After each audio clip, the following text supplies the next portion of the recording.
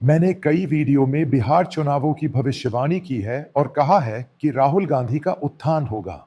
उसके बाद भारत के राष्ट्रीय मीडिया ने चुनावी भविष्यवाणियां की और भाजपा और जेडीयू सत्ता में आ रहे हैं। फिर से मैं एक वाक्य कह रहा हूं, ध्यान से सुनिए। बिहार में भाजपा का भाग्य तय होगा। बिहार में भाजपा की ऐतिहासिक हार होने वाली है। इसी के तहत बिहार कैबिनेट ने नीतीश कुमार सहित हार होने वाली है। मुझे पता है कि प्रधानमंत्री इसकी घोषणा करने वाले हैं कि प्रत्येक महिला को 10,000 रुपए की रिश्वत देने का कार्यक्रम, यानी एक परिवार में कितनी महिलाएं हैं, चुनाव से एक दो दिन पहले तय किया जाएगा। कई अखबार कह रहे हैं कि चुनाव से एक दो दिन पहले यह तय किया जाएगा। सोशल मीडिया के अखबारों ने भी बताया है कि बिहार कैबिनेट ने इसे मंजूरी दे दी है, यानी चुनावों में बड़ी हार से बचने के लिए। क्योंकि अगर आप बिहार में हार गए तो आप समझ जाएंगे कि यह भारत में भाजपा का वोटरलू बन जाएगा। यही बात मैंने ऑपरेशन सिंदूर के पहले दिन से ही कही थी। बिहार ले स्पोर्ट्स की तरह जो लोग भारतीय लोकतंत्र में विश्वास रखते हैं, जो भारतीय लोकतंत्र में गहरी जड़ें जमाए हुए हैं, वे अच्छी तरह जानते हैं कि वोट चोरी यानी वोट चोरी की यह घटना क्या है। राहुल गांधी को खास सफलता मिली। भाजपा का एक भी नेता कुछ नहीं कह सकता क्योंकि कर्ज डूब गया है। यही तो वे कह रहे हैं। आपको भारतीयों को कम नहीं आंकना चाहिए।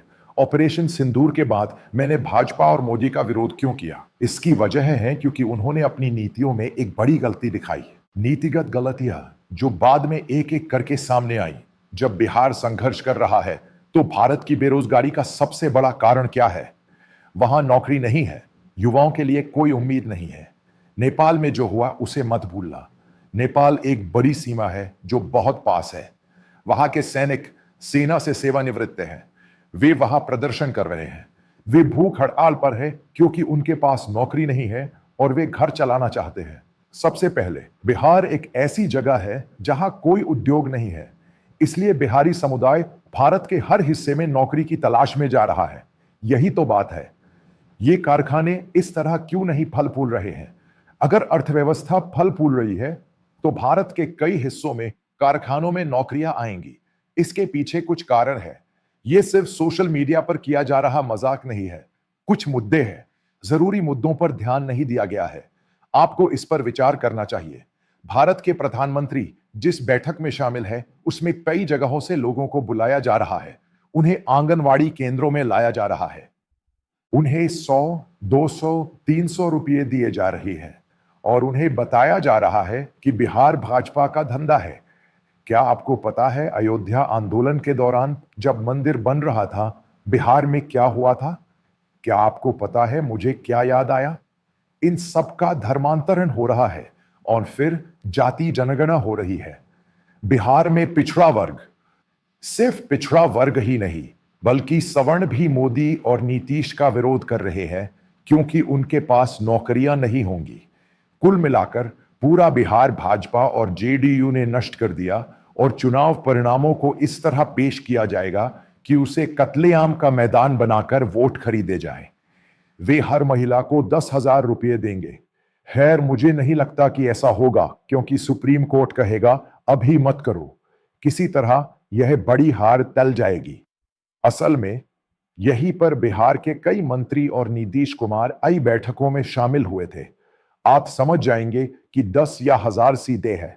अगर आप इसे वहां लगाएंगे तो ऐसा इसलिए है क्योंकि बारिश का मौसम है।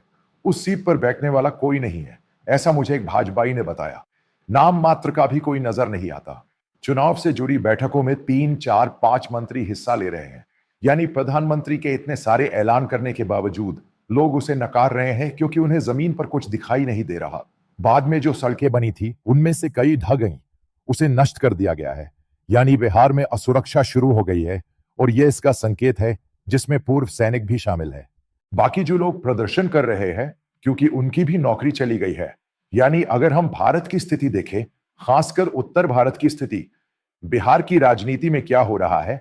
बिहार में कई मंत्री वोट नहीं दिला पाते, उन्हें मारा पीटा जाता है, दौड़ाया जाता है। सोशल मीडिया पर बहुत सारे वीडियो चल रहे हैं। इसकी सच्चाई यह है कि कई राज्यों में यह बजरंग दल ईसाइयों पर हमला करने वाले हैं, मुसलमानों पर हमला करने वाले हैं। बिहार में साबित कर दिया है कि ऑपरेशन सिंदूर धराशायी हो गए हैं। इसीलिए वहां ऑपरेशन सिंदूर की बात नहीं हो रही है, बिहार में उनकी बात नहीं हो रही है, क्योंकि लोगों को असली सच्चाई समझ आने लगी है। यानी समझ आ गया है कि बिहार भाजपा और मोदी का वाटरलू साबित होगा। इसका असर भारत के कई राज्यों पर पड़ेगा। इसका असर बहुत जोरदार होगा। इसका गहरा असर होगा। इसका असर उत्तर प्रदेश पर भी पड़ेगा। यानी जाति जनगणना भी, जो समझ में आ गई थी, जो हकीकत सामने आई है, जो सच है, हर व्यक्ति की आर्थिक स्थिति वह अलग अलग तरीकों से सामने आ रही है। यानी मोदी सरकार कह रही है कि यह सबसे बड़ा प्रतिशत पीछे है। यह सिर्फ झूठ था।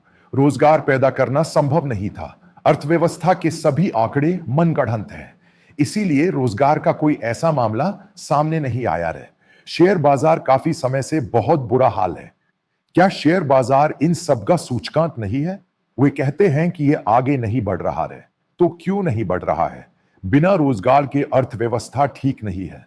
इसके एक हिस्से के तौर पर कोई नौकरी नहीं है। घटनाएं बहुत सीधी है।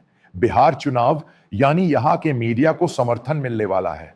यहां का मीडिया भी अब बिहार चुनाव पर रिपोर्टिंग नहीं कर रहा है, क्योंकि उसने भी जमीनी हकीकत पकड़ ली है। जब कई पत्रकार वहां जाएंगे तो मीडिया उन्हें पीट पीट कर भगा देगा। जनता ने इस राज्य की ओर रुख किया है और इसका कारण भारत नामक महान देश है। संघ परिवार और मोदी का जोर इसे खत्म कर देगा। बिहार चुनाव परिणाम और उसके बाद सब कुछ सामने आ जाएगा।